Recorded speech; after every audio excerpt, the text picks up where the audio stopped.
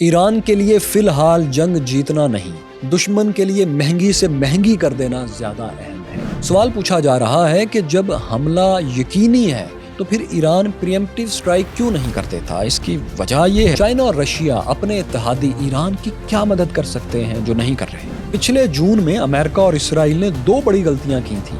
Coordination और cooperation तो थी, ज्वाइंट एग्जीक्यूशन नहीं थी। ईरान स्ट्रेट ऑफ होर्मुज को बारूदी बमों से भर सकता है, मगर इससे नुकसान अमेरिका इसराइल को नहीं, एशियन कंट्रीज को होगा। पासदारान इनकलाब को दहशतगर्द करार देने के पीछे एक स्ट्रेटजी है कि इन्हें तकसीम किया जाए और एक हिस्से को साथ मिलाया जाए। जंगों में सिर्फ कमजोरी की नहीं, गलत फहमी की कीमत भी चुकानी पड़ती है। कैसे हैं दोस्तों, मैं फैसल उड़ाइच। हमारे अकाउंट्स पर सबसे ज़्यादा पूछे जाने वाला सवाल ये है कि जब ईरान को इल्म हो चुका है कि अमेरिका इसराइल हमला किए बगैर नहीं टलेंगे, तो वो हमले में खुद पहल क्यों नहीं कर रहा, प्रीएम्प्टिव स्ट्राइक क्यों नहीं कर देता। ख़ास तौर पर इसलिए कि पर्शियन गल्फ के गिर्द अमेरिकन बेसिस में भी अभी मिसाइल डिफेंस सिस्टम मुकम्मल तौर पर एक्टिव नहीं हुआ। फिलहाल एक ऐसी विंडो मौजूद है जिसमें कई अमेरिकन फौजी एसेट्स को, मिलिट्री एसेट्स को निस्बतन आसानी से ईरान निशाना बना सकता है। इस हाइपोथेसिस के मुताबिक अगर ईरान इस मरहले पर हमला कर दे तो इम्कान है कि इसराइल को भी फौरी और बड़ी ठेस पहुंचाना मुमकिन है। ये मफरूज़ा है जिस पर सवाल हो रहा है कि ईरान एक ऐसा प्रीएम्प्टिव स्ट्राइक क्यों नहीं कर रहा जो ये सब पर्पस अचीव कर सके। इसका जवाब यह है कि प्रीएम्प्टिव स्ट्राइक ईरान की सबसे बड़ी स्ट्रेटजिक मिस्टेक होगी और ईरान ये जानता है। वो इस तरह के फर्स्ट स्ट्राइक ऑप्शन तब इस्तेमाल की जाती है जब आप यकीन रखते हों कि इस हमले में दुश्मन को इतना नुकसान पहुंचा सकते हैं आप कि वो दोबारा उठने के काबिल ही नहीं रहेगा। अगर ये सूरत हाल हो तभी प्रीएम्प्टिव स्ट्राइक, ओपनिंग स्ट्राइक्स की जाती हैं। तो क्या ईरान इस पेशगी हमले के लिए इस प्रीएम्प्टिव स्ट्राइक के ज़रिए अमेरिकन बहरी बेड़ों को और इसराइली एयर फोर्सेस को इतना डैमेज कर सकता है कि वो बाद में रिस्पॉन्स देने के काबिल ही ना रहें? जवाब सब जानते हैं, ईरान ऐसा फैसला कुन स्ट्राइक नहीं कर सकता। ऐसा फैसला कुन जिसमें दोनों ताकतें खामोश होकर बैठ जाएं। वो इसमें यकीनन नाकाम होगा। अगर उसने फर्स्ट स्ट्राइक किया तो इस पर्पस को अचीव करने में नाकाम होगा, बल्कि उल्टा ईरान अपने न्यूट्रल हामियों तक के सामने ये मॉरल हाई ग्राउंड भी खो बैठेगा कि उस पर बिला जवाज हमला हुआ है। साथ में ये भी कि ईरान अपने पावरफुल वेपन्स भी इस्तेमाल करके खाली हाथ हो जाएगा, जिसके बाद अमेरिका, इसराइल और यूरोप के लिए ईरानी हुकूमत को ख़त्म करना, जोग्राफिए पर कब्ज़ा करना और इसके हिस्से बखरे करना आसान हो जाएगा। जब ये यकीनी है कि ईरान अपने डिफेंस में प्रीएम्प्टिव स्ट्राइक करके भी इसराइल अमेरिका को नाकाबिले तलाफी नुकसान नहीं पहुंचा सकता, तो ऐसी हमाकत की फिर ज़रूरत क्या है। इसीलिए यही बेहतर है कि ईरान खुद को नॉन अग्रेसर ही दिखाए, हमले में पहल ना करे। अमरीकी अवाम में जो लोग ईरान पर हमले के मुखालिफ हैं, उन्हें भी सियासी दबाव के तौर पर अपने साथ ही रखे कि ईरान ने अमेरिका पर कोई हमला नहीं किया, कोई थ्रेट उसके सामने पेश नहीं किया और उनकी फोर्सेस यानी अमेरिकन फोर्सेस एक वॉर ऑफ चॉइस लड़ रही हैं, वॉर ऑफ नेसेसिटी नहीं। अमेरिका एक गैर ज़रूरी जंग लड़ रहा है, ये पॉइंट इस्टेब्लिश रहना चाहिए, क्योंकि ये पॉइंट अमेरिका के खिलाफ लॉन्ग टर्म जंग में बहुत काम आता रहा है। इसे ईरान को इस्तेमाल करना चाहिए। अब क्यूरियस फेलोज इस सवाल पर आते हैं कि ईरान के पास अमेरिका से मुकाबले के लिए ऑप्शंस क्या हैं और अमेरिका किस तरह ईरानियन ऑप्शंस को, रिटेलिएशन के ऑप्शन को, जवाबी हमलों को रोकने के लिए पहले से तैयार होकर आया है। मगर इससे पहले कि हम इस सब पर बात करें, एक रियलिटी चेक, क्योंकि जब तक आप हकीकत के करीब तर नहीं खड़े होंगे अपने साथ और अपने मौजू के साथ, सब्जेक्ट के साथ, आप इंसाफ नहीं कर सकते। इस वक्त हकीकत यूँ है दोस्तों कि तनहा Iran America plus Israel plus Europeans की मुश्तरका ज्वाइंट मिलिट्री मशीन की डिस्ट्रक्टिव पावर को शिकस्त नहीं दे सकता। मतलब ये कि तीनों दुश्मन मिलिट्री पावर्स को जहां चाहेंगे इस्तेमाल कर सकेंगे, जहां बॉम्बिंग करना चाहेंगे कर देंगे, तबाही जहां फैलाना चाहेंगे 100% ना सही तो 50% ज़रूर टारगेट्स को हिट करके तबाही फैला लेंगे। कुछ दोस्त शायद यूरोप को ईरान पर अटैक से बाहर समझ रहे हों, लेकिन आप जानते हैं कि जो इंटेलिजेंस नेटवर्क और मिलिट्री सपोर्ट नेटवर्क मेडिटरेनियन सी में और पैसिफिक ओशन में फैला हुआ है, वो इस वक्त अमरीकी बहरी बेड़ों के साथ मुकम्मल ताउन में है। बरतानिया और जर्मनी में रिफ्यूलिंग प्लेन्स से लेकर बेसिस की फ्राहमी तक अपनी अपनी मिलिट्री मशीनरी से मदद कर रहे हैं। जर्मनी की रैमस्टाइन फील्ड में तो अमेरिकन एयरफोर्स का यूरोपियन हेडक्वार्टर है, यहीं से वो मिडल ईस्ट के एक्शंस को सपोर्ट देता है। اسرائیل جو پچھلی مرتبہ ایرانین فتح، سجیل اور خیبر شکن میزائلوں کی مار برداشت نہیں کر سکا تھا، وہ بھی اب اپنے میزائلوں کی ڈیفنس میزائلوں کی کمی پوری کر چکا ہے، اسٹاک پائلز کو اپ گریڈ کر چکا ہے۔ اسی لیے اب وہ ایرانین میزائلوں کی زیادہ مار برداشت کرنے کے قابل ہے اور جوابی حملہ بھی بہتر کرنے کی پوزیشن میں ہے۔ اس کے علاوہ 2 امریکن بحری بیڑے، aircraft carrier strike group USS Abraham Lincoln اور USS جارج ڈبلیو بش، پورے لاؤ لشکر کے ساتھ ایران کی طرف بڑھ رہے ہیں۔ ابراہم لنکن پہنچ چکا ہے اور جارج ڈبلیو بش ایک اور طرف سے آ رہا ہے، افریقہ کی طرف سے، میڈیٹرینین سی سے۔ ان میں ڈیفنس اور اوفنس کی وہ پوری مشینری بھی موجود ہے جو دنیا میں کسی دوسرے ملک کے پاس نہیں ہے۔ اوفنس کے اینگل سے اس لاؤ لشکر میں ایران پر حملوں کے لیے 5th جنریشن کے F-35 اسٹیلتھ طیارے آئیں گے، ان کے ساتھ F-15 ایگلز کی پوری فارمیشنز ہوں گی۔ پھر ایرانین ٹارگٹس پر ٹاماہاک کروز میزائلز اور جیسم میزائلز کی ایک بارش کی جائے گی۔ بنکرز میں موجود ایرانین ویپنز کو، اسٹاک پائلز کو تباہ کرنے کے لیے اور لیڈرز کو ہلاک کرنے کے لیے بنکرز میں سب سے بڑا اسٹیلتھ بامبر B-2 ان میسو پینیٹریٹر GBU-57 بموں کے ساتھ آئے گا جن سے پچھلے سال 22 جون کو فردو اور نتزان پر بمباری کی گئی تھی، وہی بامز جنہیں ایران جون میں نہیں روک پایا تھا۔ یہ سب وہ کم سے کم اوفینسو مٹیریل ہے جو ایران کے خلاف خلیج فارس میں، پرشین گلف میں اور ریڈ سی کی طرف سے بڑھتا ہوا ہمیں نظر آ رہا ہے۔ آن پیپر یہی صورتحال ہے اور اس اوفینس کے ساتھ وہ ایک تگڑا ڈیفنس بھی لائے ہیں۔ وہ یوں کہ ایرانی فورسز کے میزائل رسپانس کو روکنے کے لیے امریکن ملٹری بیسز کے گرد اور نیول شپس کے گرد کئی لیئرز میں ایک طاقتور حصار موجود ہے۔ پہلی لیئر میں تھارڈ ڈیفنس سسٹم پوری ایرانی فضا کو چیلنج کرے گا، ایران سے کچھ بھی فائر ہوتے ہی اسے روکنے کے لیے پرواز کرے گا اور انٹرسپٹ کر کے ہوا ہی میں تباہ کرے گا۔ اگر ایرانی میزائلز یہ پہلی تھرڈ لیئر کو ڈچ کر دیتے ہیں، اس کو ڈسیو کر دیتے ہیں، آگے نکل آتے ہیں، تو دوسری لیئر میں پیٹریاٹ میزائل ڈیفنس سسٹم موجود ہے۔ اب یہ میڈیم رینج کا جو ڈیفنس سسٹم ہے، یہ امریکن بیسز کا دوسرے مرحلے میں دفاع کرے گا۔ یہ سسٹم پورے گلف ریجن میں، عراق میں حریر بیس پر ہے، کویت میں عریف جان ایئر بیس پر ہے، سعودی عرب کی پرنس سلطان ایئر بیس پر ہے، UAE کی الزفرہ ایئر بیس پر ہے، قطر کی العدید ایئر بیس اور عمان کی سمریت ایئر بیس پر بھی انہی سسٹم میں سے ایک لگا ہوا ہے، یا بعض جگہ دونوں لگے ہوئے ہیں، اور یہ صرف لینڈ ایسٹس ہیں۔ اس کے بعد سمندر میں امریکن نیوی کی جو ملٹری مشین ایران کے دروازے پر کھڑی ہے، اس کے گرد بھی ڈسٹرائرز کی ایک پوری کھیپ تیر رہی ہے۔ کئی لیئرز میں ایئر کرافٹ کیریئرز کا بھی ڈیفنس سٹرکچر موجود ہے جسے آج کل روزانہ اپ گریڈ کیا جا رہا ہے۔ یہ سسٹم ایئر کرافٹ کیریئرز اور اس پر موجود 60-65 طیاروں اور ہیلی کاپٹرز کی حفاظت کرتا ہے۔ اس سب کو ٹارگٹ کرنے کے لیے پہلے اس ڈیفنس سٹرکچر کو اوور ویلم کرنا پڑے گا ایران کو، یعنی انہیں ایگزاسٹ کرنے کے لیے بہت بڑی تعداد میں ڈرونز، کروز، بیلسٹک اور ہائپرسونک میزائلز ایران کو فائر کرنا پڑیں گے، جو کہ اس وقت اس کے پاس اتنی بڑی مقدار میں یقیناً نہیں ہے کہ وہ سارے سٹرکچر کو اوور ویلم بھی کر دے اور اس کے بعد اٹیک کرنے کے لیے بھی وہ کافی ہوں، اور جب ان دونوں ممالک کا ایک ری ایکشن آئے تو اس کو کاؤنٹر کرنے کے لیے بھی کافی ہوں۔ پھر فرض کریں اگر اس کے پاس ہیں بھی تو انہیں بر وقت استعمال کرنے کے لیے ایران کو ایک اوپن سپیس چاہیے، جو کہ امریکہ، اسرائیل اور یورپین ملٹری مشینری کے ہوتے آسانی سے استعمال نہیں کی جا سکتی، کیونکہ جیسے ہی میزائل کہیں سے فائر ہوگا اس کا لانچر ڈھونڈنا آسان ہو جائے گا۔ سو دوستو، آن پیپر تو ایران سمیت کسی بھی تھرڈ ورلڈ کنٹری کے پاس یہ صلاحیت نہیں ہے کہ وہ اس لیول کی ملٹری مشینری کو آؤٹ رائٹلی شکست دے کر واپس بھگا دے۔ اس لیے سب سے پہلے آپ حقیقی دنیا میں آئیں اور افسانوی، رومانوی، دیومالائی دنیا سے باہر نکلیں تاکہ ہم حقیقت میں ایرانین آپشنز پر غور کر سکیں۔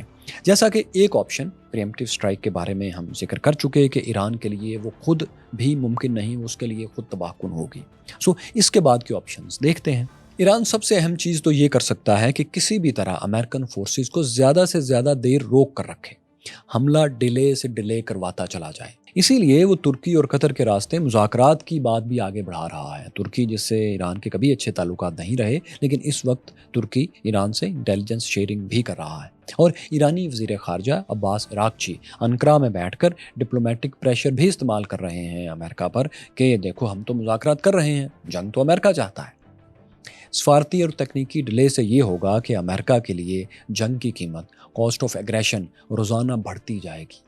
وہ اس طرح کہ خلیج فارس کے قریب اس کے بحری بیڑے جو جنگی حالت میں کھڑے ہیں، ان کو اس طرح سے رکھنے میں، ان کو ایکٹیو رکھنے میں امریکہ کو روزانہ کے حساب سے 8 سے 10 ملین ڈالرز خرچ کرنا پڑتے ہیں، فیولنگ کاسٹ، بیٹریز کو چلانے میں اور موومنٹس وغیرہ میں۔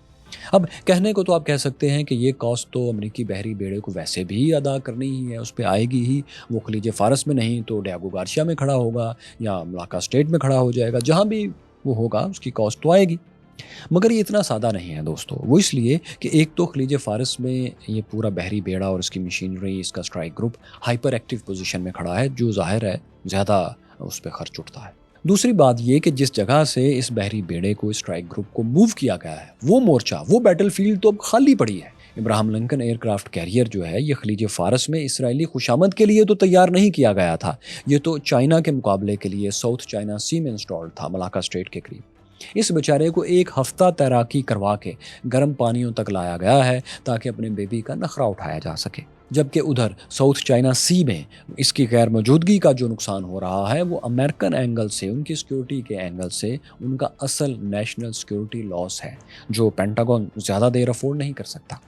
تو خیر، حملہ ڈیلے کروانے اور ملٹری کاسٹ بڑھانے کے بعد دوسرا آپشن جو ایران کے پاس ہے، وہ ایک سوال ہے، وہ یہ کہ جیسے ہی امریکہ اپنے ایلائز کے ساتھ ایران پر حملہ شروع کرے تو میکسیمم ریٹیلیشن ایران نے کب کرنا ہے، اس وقت کا وہ انتخاب کرے کہ وہ میجک ٹائم کیا ہے جب اس نے سب کچھ اس جنگ میں جھونک دینا ہے۔ کیوریوس فیلوز، یہ وہ چوائس ہے جس پر ایرانین ملٹری مائنڈز کی ذہانت، مہارت اور کاریگری کو آپ آئندہ دنوں میں جج کریں گے، کیونکہ یہی وہ ایک چوائس ہے جو انہیں ایک وائز پاور ثابت کرے گی یا ایک بلنکنگ پاور بنا کر رکھ دے گی، کیونکہ فوری رسپانس اور ڈیلیڈ رسپانس دونوں کے اپنے اپنے نقصانات اور فائدے ہیں، اور یہ فیصلے انہیں اپنے ہتھیاروں اور اپنی کیپیبلٹیز کو دیکھ کر کرنا ہے جو انہیں سب سے بہتر پتہ ہے۔ ہم دونوں کے فائدے، نقصان اور یہ آپشنز آپ کے سامنے رکھتے ہیں۔ اب دیکھیں ساتھیو، اگر ایران ڈیلے رسپانس دینے کا فیصلہ کرتا ہے اور لبنان میں اپنے اتحادی حزب اللہ کی طرح، حسن نصر اللہ کی طرح اپنے بہترین ایسٹس سنبھال کر رکھ لیتا ہے، فوری حملے کے لیے پرانے میزائل اس وقت چلاتا ہے اور اہم ترین میزائل، طاقتور میزائل سنبھالتا ہے کہ بقول شاعر ایک ہی تیر ہے ترکش میں تو اجلت نہ کرو، ایسے موقع پہ نشانہ بھی غلط لگتا ہے۔ اس لاجک پر ایرانی لیڈرز طوفان کے تھم جانے کا انتظار کرتے ہیں۔ ہم فرض کرتے ہیں کہ وہ یہ چوائس لیتے ہیں کہ اپنی باری کا ذرا ویٹ کر لیں، ذرا امریکہ اپنا شوق پورا کر لے، پھر ہم اپنے تیر آزمائیں گے۔ اس چوائس میں دوستو خدشہ یہ ہے کہ عین ممکن ہے ہتھیار چلانے کا وہ فرضی میجک مومنٹ، میجک ٹائم، بہترین موقع آئے ہی نہ۔ اب دیکھیں نا، دشمن اتنا سمجھدار اور ذہین تو ہے نا کہ وہ ایران کے کاؤنٹر مووز کیلکولیٹ کرنے کے بعد ہی میدان میں آیا ہے، پھر پچھلے سال جون کا تجربہ بھی اس کے پاس ہے۔ سو عین ممکن ہے کہ ڈیلیڈ میسیو رسپانس کا وقت آنے سے پہلے ہی امریکی اسرائیلی ایجنٹس جو ایران میں اس وقت موجود ہیں، وہ ان وائٹل سٹاک پائلز پر قبضہ کر چکے ہوں جنہیں بعد میں چلانے کی پلاننگ ہو رہی ہے، یا پھر ایسا ہو کہ بڑے میزائل کے سٹاک پائلز کی نشاندہی ہو چکی ہو اور ان میں سے زیادہ تر تباہ کر دیے گئے ہوں، یا جب حملہ کرنے لگیں اس وقت تباہ ہو جائے۔ سو یہ اسٹریٹجی کام نہیں کرے گی کسی بھی صورت، ایران زیادہ دیر تک ڈک نہیں کر سکتا، اسے جو کرنا ہے فوری کرنا ہے۔ قدیم ملٹری لاجک ہے کہ اگر آپ یہ جان جائیں کہ آپ کسی صورت اب جیت نہیں سکتے تو دشمن کو جیت کی اتنی مہنگی قیمت چکانے پر مجبور کریں کہ مستقبل میں آپ مثال ہوں وہ نہیں۔ کم از کم ملٹری ہسٹری تو گواہ رہے کہ مقابلہ تو دل ناتواں نے خوب کیا۔ ہم زندگی کی جنگ میں ہارے ضرور ہیں لیکن کسی محاذ پر پسپا نہیں ہوئے۔ یہ صورت یوں ہوگی دوستو کہ جیسے ہی امریکہ اور اتحادیوں کا حملہ شروع ہو، ایران اسی وقت پوری طاقت سے best possible response with best weapons شروع کر دے۔ اب یہ وہ وقت ہوگا جب اسرائیل امریکہ کے ڈیفنس گارڈز ایگزاسٹ نہیں ہوئے ہوں گے، سو وہ زیادہ تر ایرانین لیتھل میزائلز اور ڈرونز کو ممکن ہے روک بھی لیں، لیکن اس میں ایک ممکنہ فائدہ بہرحال ہے کہ چونکہ اس وقت اسرائیل امریکہ خود بھی حملہ کر رہے ہوں گے اور عین حملے کے وقت دشمن کے ڈیفنس گارڈز اپنے اور دشمن کے پروجیکٹائلز میں زیادہ تمیز نہیں کر سکتے، مشکل ہوتی ہے۔ ایسے میں کچھ ہائی ویلیو ٹارگٹس کی اچھی خاصی تباہی ممکن ہو سکتی ہے، ایران ان کے ہائی ویلیو ٹارگٹس کو گرا سکتا ہے، لیکن نقصان اس میں یہ ممکن ہے کہ دشمن اپنی اسٹریٹجی فوراً بدل لے اور ایران کو ایگزاسٹ ہونے کا پورا موقع دے دے، وہ انتظار کرنا شروع کر دے کہ ایران اپنے بہترین ہتھیار چلا دے، اس کے بعد ہم آرام سے اس سے نپٹ لیں گے۔ یہ صورتحال پھر ایران کے لیے مکمل تباہی پر ختم ہوگی۔ ہاں، اس میں اتنا امکان ضرور ہے کہ اگر فوری اور جاندار حملے میں امریکہ یا اسرائیل کا کوئی بہت بھاری نقصان ہو جاتا ہے تو وہ ہو سکتا ہے بہتر تیاری کے لیے جوابی اٹیک کو کچھ اور ڈیلے کریں، کیونکہ امریکہ کی تو ساکھ بھی اس وقت آن سٹیک ہے کہ اس بار وہ ایران سے کامیاب واپس جاتا ہے یا پچھلے جون کی طرح پھر B-2 بمبار طیاروں کے باوجود اور 12 روزہ حملوں کے باوجود ناکام رہتا ہے اپنے بیسک مقصد میں۔ وہ جو حاصل کرنے آیا تھا کیا وہ حاصل کر پایا یا نہیں، یہ اس کی ویلیو، اس کی ساکھ ایٹ سٹیک ہے۔ آج وہ جن 3 مقاصد کو لے کر آ رہے ہیں ان میں پہلا تو یہ ہے جو وہ کہہ بھی رہے ہیں، یعنی ایرانین حکومت کو تبدیل کرنے کا مقصد، یہ ان کا اعلانیہ مقصد ہے، اگر وہ اس میں کامیاب نہیں ہوتے تو یہ ناکامی ہوگی۔ دوسرا مقصد یہ کہ جو بھی نئی ایرانین رجیم آئے وہ ایٹامک اور میزائل پروگرام بند کر دے، فیسائل مٹیریل امریکی نگرانی میں دے دے اور ڈیفنس سائٹس کو چیکنگ کے لیے اوپن کر دے امریکن اور اسرائیلی ایکسپرٹس کے لیے، یعنی آئندہ بھی وہ کوئی ڈیفنس پروگرام نہ چلائے۔ تیسرا مقصد یہ کہ ایران میں ایک مستقل کیوس پیدا کر کے اس کے 3 یا 4 حصے بکھرے کر دیے جائیں تاکہ ایران جیسا بڑا طاقتور ملک 9 کروڑ آبادی کی سویلائزیشنل پاور ٹکڑوں میں بٹ کر تتر بتر ہو جائے۔ آپ کو ہمیشہ یاد رکھنا چاہیے کہ سیٹلر کالونیل پاورز کو سویلائزیشنل پاور سے بہت خطرہ محسوس ہوتا ہے ہمیشہ، کیونکہ سویلائزیشنز میں لوگ جو ہوتے ہیں وہ اپنے ذاتی مفاد سے اوپر اٹھ کر بھی متحد ہو جاتے ہیں، اور اس چیز سے globalist powers, settler colonial status جہاں لوگ زیادہ تر انڈیویجول لائف گزار رہے ہوتے ہیں وہ اس سے خوفزدہ رہتے ہیں۔ تو خیر اگر ان 3 میں سے کوئی ایک بھی ٹارگٹ اس بار اچیو نہیں ہو پاتا تو یہ ایک اور فیل آپریشن ہوگا، پچھلے سال 22 جون 2025 کے آدھے ناکام حملے ہی کی طرح۔ اس اٹیک میں بھی امریکہ نے B-2 بمباروں کے ذریعے $1.5 ارب آدھے گھنٹے میں پھونک ڈالے تھے، لیکن اپنا مقصد پھر بھی حاصل نہیں کیا تھا۔ یہ بہت ہی دلچسپ کہانی ہے ویسے دوستو، B-2 بمبار کی ہسٹری بھی کافی سنسنی خیز ہے، ہم نے آپ کو سنائی تھی اس ویڈیو میں، آپ نے ضرور دیکھا ہوگا، ورنہ آپ اس ویڈیو کے بعد دیکھ سکتے ہیں آئی بٹن پر ٹچ کر کے۔ تو خیر ہم کہہ رہے تھے کہ امریکہ نے اگر 22 جون والے حملے میں ٹارگٹ اچیو کر لیے ہوتے واقعی، جیسے کہ ڈونلڈ ٹرمپ کہہ رہے تھے کہ وہ اوبلٹریٹ، ہم نے مکمل تہس نہس کر دیے ہیں سائٹس، تو اگر وہ بات سچ ہوتی تو آج حملے کے لیے وہ اتنے اتاولے نہ ہو رہے ہوتے۔ اسی تجربے سے اب سیکھتے ہوئے وہ اس بار بہتر تیاری کے ساتھ بہرحال آ رہے ہیں۔ دنیا کو تو کہہ رہے ہیں ہم نے تہس نہس کر دیا، لیکن وہ خود جانتے ہیں کہ یہ ایک ناکام حملہ تھا، اسی لیے اس بار بھرپور تیاری سے آ رہے ہیں۔ انہوں نے پرانی اپنی دونوں غلطیوں سے سبق سیکھا ہے۔ پہلی غلطی تو ان سے تب یہ ہوئی تھی کہ امریکہ اور اسرائیل نے ایران پر الگ الگ حملے کیے تھے، ان میں کوارڈینیشن تھی، کوآپریشن تھی، لیکن ایگزیکیوشن جوائنٹ نہیں تھی۔ سو اس بار کوارڈینیشن، کوآپریشن اور ایگزیکیوشن یہ دونوں ایک ساتھ کر رہے ہیں۔ دوسری غلطی ان سے یہ ہوئی تھی کہ انہوں نے ایرانین میزائل پاور کو انڈر ایسٹیمیٹ کر لیا تھا، جس کی بھاری قیمت اسرائیل کو چکانا پڑی تھی، اور کئی دن تک پرائم منسٹر نیتنیاہو، ان کے جنرلز، ان کی کیبنٹ اور پوری آبادی بنکرز میں چھپنے پر مجبور ہو گئی تھی۔ ہاں، ایرانین لیڈرشپ بھی اسرائیلی حملوں کے وقت بنکرز ہی میں چھپی تھی، یہی SOP ہے جسے دنیا کے تمام لیڈرز فالو کرتے ہیں، لیکن ویسٹرن میڈیا اپنے دشمنوں کے بنکرز میں چھپنے کو بزدلی بتاتا ہے اور اپنے لیڈرز کے چھپنے کو وہ ڈیفنس بتاتا ہے۔ تو بہرحال اسرائیلی امریکی انٹیلیجنس کی غلطی تب یہ تھی کہ ان کے پاس ایرانین پروجیکٹائلز اور کیپیبلٹیز کی غلط معلومات تھیں، سو اس غلطی کو بھی انہوں نے اس بار سدھارا ہے۔ اس مرتبہ بہتر اندازے بلکہ اوور ایسٹیمیشن کے ساتھ میدان میں آئے ہیں۔ دونوں مسلسل انٹیلیجنس شیئرنگ ابھی تک کر رہے ہیں، اس کا ثبوت 29 جنوری کے دن رائٹرز اور نیو یارک ٹائمز میں بھی چھپا۔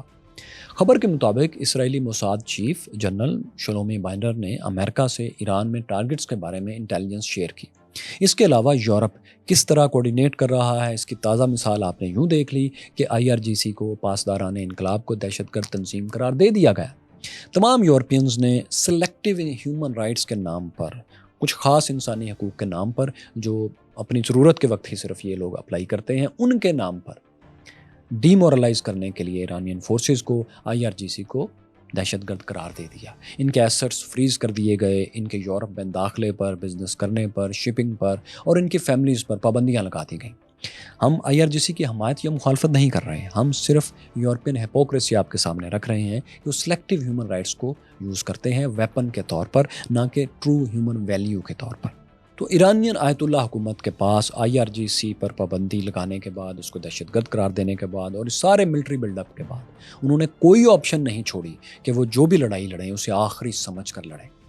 آپ اس یورپین موو کو آؤٹ آف کانٹیکسٹ نہ سمجھیں، میں آپ کو اس کی لاجک بتاتا ہوں۔ آخری لڑائی میں یعنی ایران کی طرف سے جو آخری لڑائی فائنل وار وہ لڑیں گے، اس میں IRGC کا کردار بہت اہم ہے۔ فرض کریں کہ اسرائیل امریکہ اپنے بنیادی مقصد میں کامیاب ہو جاتے ہیں، آیت اللہ سیٹ اپ ختم ہو جاتا ہے اور اس کی جگہ پرو امریکہ اسرائیل رجیم وقتی طور پر وہ کوئی لے آتے ہیں، تو اس کے خلاف جس فورس نے بھی گوریلا فائٹ کرنی ہے وہ IRGC ہی ہوگی، پاسداران انقلاب ہی ہوں گے، سپاہ جس کو وہ کہتے ہیں۔ یعنی جیسے ہی امریکن فائر پاور ختم ہوگی تو ایران کا دوبارہ کنٹرول حاصل کرنے کے لیے IRGC کو زیادہ وقت نہیں لگے گا۔ کوئی بھی نیا ایرانین گروپ اس وقت تک حکومت کر ہی نہیں سکے گا جب تک پاسداران انقلاب ایک کمان میں موجود ہوں گے، متحد ہو کر موجود ہوں گے۔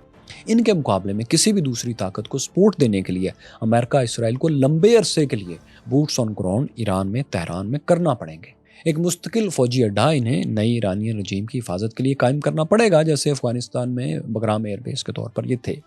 اب امریکی ایجنڈا یہ ہرگز نہیں ہے کہ وہ یہاں بوٹس آن گراؤنڈ کریں اور لمبے وقت کے لیے یہاں ٹھہریں۔ امریکن لیڈ کولیشن کی حکمت عملی یہ لگتی ہے کہ IRGC کو اندر سے توڑا جائے، اسی کے ایک گروپ کو ساتھ ملا کر طاقت دی جائے اور اس گروپ کو پھر دہشت گردی کی فہرست سے، لسٹ سے نکال دیا جائے، اس کو پاک صاف کر دیا جائے، اور یہ پاک صاف گروپ جو ہے یہ آیت اللہ کی جگہ کسی دوسرے مذہبی لیڈر کو سپورٹ کرے، وہ گروپ اور وہ لیڈر جو امریکن اسرائیلی ڈیمانڈز کو پورا کرنے کی حامی بھرے۔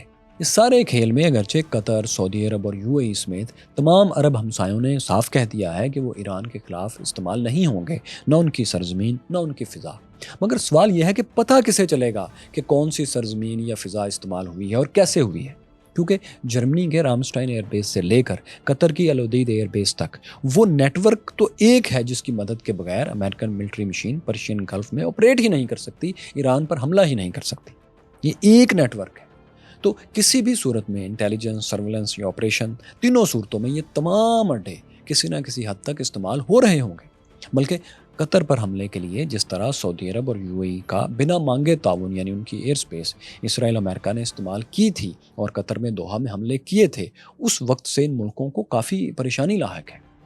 اسی لیے سعودی ڈیفنس چیف پرنس خالد بن سلمان بھی اس وقت امریکہ میں موجود ہیں۔ خبر کے مطابق تو سعودی ڈیفنس چیف نے عرب ممالک کی طرف سے ایران پر امریکی حملہ روکنے اور ڈی ایسکلیٹ کرنے کی بات کی ہے کہ ذرا ٹھنڈے دل سے غور کریں اور حملہ نہ کریں، لیکن ہمارا خیال ہے کہ سعودی ڈیفنس چیف کی ایک اور مشکل بھی ہے جسے وہ حل کرنے کے لیے امریکہ میں موجود ہو سکتے ہیں، اور وہ مشکل خالصتاً aircraft carrier US George W Bush ہے۔ یہ اس Abraham Lincoln aircraft carrier سے مختلف دوسرا ایسٹ ہے، دوسرا اسٹرائک گروپ ہے جو اٹلانٹک اوشن سے یورپ اور افریقہ کے درمیانی سمندر میڈیٹرینین سی کے راستے نہر سویز سے ہوتا ہوا سعودی عرب کے جنوب مغرب میں ساؤتھ ویسٹ میں ریڈ سی تک آ رہا ہے۔ یہاں سعودی عرب کو خدشہ ہے کہ قطر میں اسٹرائک کی طرح جس طرح وہاں حملے کیے تھے ریڈ سی سے بقول اسرائیل امریکہ کے، اسی طرح امریکہ اسرائیل ریڈ سی کے راستے سعودی عرب کے اوپر سے بغیر ان سے پوچھے ان کی فضائی حدود کے اوپر سے میزائل فائر کریں گے ایران پر، اس طرح کہ ان کو ڈیٹیکٹ نہ کیا جا سکے۔ جب ڈیٹیکٹ نہیں کیا جا سکے گا تو یہ صاف انکار بھی کر سکیں گے، تو اب ایران کے خلاف بھی وہ ایسا کر سکتے ہیں۔ اسی لیے سعودی عرب اس بار یہ یقینی بنانا چاہتا ہے کہ اس کی فضائی حدود کسی بھی ذریعے سے ایران کے خلاف استعمال نہ ہوں۔ اس کے علاوہ سعودی عرب کے اندر چونکہ امریکی ملٹری بیس بھی موجود ہے، پرنس سلطان ایئر بیس، تو ایران کسی جوابی کارروائی میں اسے بھی نشانہ بنا سکتا ہے اگر اس کو زیادہ گزند پہنچا تو، جو کہ سعودی عرب ہرگز نہیں چاہتا کہ اس کی سرزمین پر حملہ ہو۔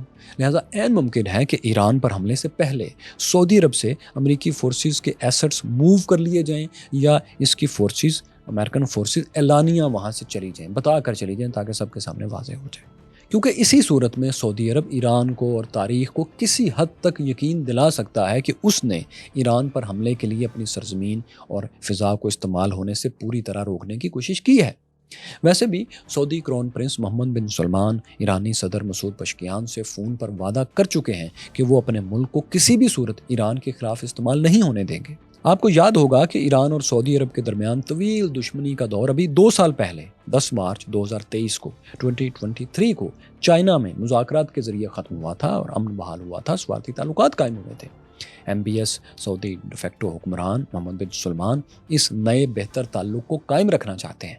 उनके न्योम जैसे बड़े बड़े मल्टी बिलियन डॉलर्स के प्रोजेक्ट्स पहले से घाटे में जा रहे हैं और वो मज़ीद मुआशी, इकनॉमिक या स्ट्रेटजिक डिज़ास्टर बर्दाश्त करने के मूड में हरगिज़ नहीं है। जो जंगी मौसम सऊदी अरब के नॉर्थ ईस्ट पर शुरू हो चुका है, छा चुका है, वो किसी सूरत एक तवील जंग से पहले रुकता दिखाई नहीं देता। लिहाजा सऊदी अरब अपनी ऑप्शंस महफूज रखना चाहता है अभी भी कि वो इस जंग में किसी भी तरह शामिल ना हो, उसको इसका नुकसान कम से कम पहुँचे। मार्को रूबियो सेनेट कमेटी के सामने ये बता चुके हैं कि ईरान में रजीम चेंज ऑपरेशन वेनेजुएला से बहुत कॉम्प्लेक्स और मुश्किल होगा। यानी इसके तवील होने की बातें सिर्फ हम नहीं कर रहे, अमेरिकन एक्सपर्ट्स वज़ीर ख़ारजा भी समझते हैं। उन्होंने यूरोपियन मदद से ईरान को 3 ऐसी ऑप्शन पेश किए हैं जिन पर अमल करना ईरान के लिए नामुमकिन है, जिसका मतलब है कि ये जंग लाजमी होगी। पहली ये कि ईरान मुस्तकिल तौर पर न्यूक्लियर प्रोग्राम ख़त्म कर दे और यूरेनियम की इनरिचमेंट भी ख़त्म कर दे। दूसरी ये कि जितना इनरिच्ड यूरेनियम ईरान के पास मौजूद है, कहीं छुपाया हुआ है, उसे अमेरिका के हवाले कर दिया जाए। तीसरी ये कि ईरान बैलिस्टिक मिसाइल प्रोग्राम को, अपने मिसाइल कंप्लीट प्रोग्राम को इस हद तक महदूद कर दे कि वो इसराइल के लिए कोई ख़तरा ना रहे। चौथा उनका मुतालबा ये है कि मिडल ईस्ट में इसराइल मुखालिफ ग्रुप्स को ईरान सपोर्ट करना बंद कर दे, मसलन हमास, हिजबुल्लाह और अंसारुल्लाह को। अब ये वो तमाम डिमांड्स हैं जो ईरान के लिए किसी भी तरह मुमकिन नहीं है। पहली 2 डिमांड्स तो इसलिए, 3 डिमांड्स तो इसलिए मानना मुमकिन नहीं है कि इसका मतलब तो ये होगा कि ईरान अपना डिफेंस ही ख़त्म कर बैठे। आखिरी डिमांड यानी इत्तेहादियों के सपोर्ट बंद कर दे, इसलिए नामुमकिन है कि वो सिर्फ ईरानी सपोर्ट पर ज़िंदा नहीं हैं तीनों ग्रुप्स। इनका अपना भी एक एजेंडा है और जियोग्राफिकल हकीकतें उन्हें एक्टिवेट रखती हैं, वो उनके साथ हैं। जैसा कि कॉलोनियल सेटलर प्रोजेक्ट इसराइल जब तक कायम है तो मुकामी बाशिंदों की, फ़लस्तीनियों की रेजिस्टेंस तो कायम रहेगी। ईरान जब मौजूद नहीं था वो तब से रेजिस्टेंस कर रहे हैं, यानी आयतुल्लाह वाला इनकलाबी ईरान जब मौजूद नहीं था, फ़लस्तीनी तब से मुज़ाहमत कर रहे हैं। साथियों, जब आप ये वीलॉग देख रहे होंगे तो ऐन मुमकिन है ईरान पर हमला शुरू हो चुका हो या होने वाला हो। हिजबुल्लाह और यमन के अंसारुल्लाह इसमें ईरान का कितना साथ देंगे ये कहना बहुत मुश्किल है, क्योंकि इनके पास अब कितनी ताकत बाकी बची है ठीक से हमें मालूम नहीं। वो जब जंग शुरू होगी तो हमें इल्म होगा। चाइना और रशिया ईरान की मदद को आएंगे या नहीं, तो इस बारे में याद रखें ये दोनों ममालिक अभी डायरेक्ट मदद को नहीं आएंगे। रशिया वैसे भी यूक्रेन की जंग में इस कदर उलझा हुआ है कि एक फुल फ्लेज मुकम्मल महाज खोलना उसके बस का काम नहीं। शाम में हम ये देख चुके हैं। मगर एक बात आपको नहीं भूलनी चाहिए कि पिछले 7 माह में रशिया और चाइना दोनों ने ईरान के तबाहाल डिफेंस और मिसाइल स्टॉक्स को भरने के लिए भरपूर मदद की है। नज़र ऐसा ही आता है क्योंकि चाइना के जहाज़ कई बार इस दौरान ईरानियन बेसिस के चक्कर लगा चुके हैं, जिनके बारे में आम ऐसी ही खबरें छपती हैं कि ये ज़रूरी वेपन्स और उनके एलिमेंट्स ही लेकर आया करते थे। इसके बावजूद दोस्तों, भले ईरान अपना 90% ऑयल चाइना को एक्सपोर्ट करता है, ये कहा जाता है कि इसलिए चाइना हर सूरत इसकी सपोर्ट को आएगा, लेकिन याद रखें ये ईरान की 90% एक्सपोर्ट है जो चाइना को जाती है। चाइना की ज़रूरत का ये सिर्फ 10 से 12% ही पूरा करती है। बीजिंग अपना 90% फ्यूल ईरान से नहीं दूसरे रास्तों से लेता है। फिर यह भी हकीकत है कि चाइना ईरान के लिए अपना एक भी फौजी मरवाने पर कभी तैयार नहीं होगा। चाइना और रशिया दोनों ये भी समझ रहे हैं कि जिस तरह से अमेरिका हमाकतें कर रहा है, डाउनसेंस कर रहा है, तो ये तो उनकी मुदाखलत से ज़्यादा बेहतर काम कर रही हैं उनके हक में। अमेरिका जितनी गलतियाँ करेगा, खुसूसन चीन का, रशिया का भी, लेकिन खुसूसन चीन का उतना ही ज़्यादा फ़ायदा होगा। ये कैसे होगा, हमने इस पर एक ज़बरदस्त वीडियो चंद दिन पहले बनाई थी और आपके सामने रखी थी कि दुश्मन जब गलती कर रहा हो तो इसे डिस्टर्ब हरगिज़ नहीं करना चाहिए। ये वीडियो आप यहाँ देख सकते हैं। यहाँ देखिए हिजबुल्लाह के क़याम की तारीख क्या है और यहाँ जानिए अरब इसराइल के दरमियान होने वाली तमाम जंगों पर हमारी डॉक्यूमेंट्रीज़।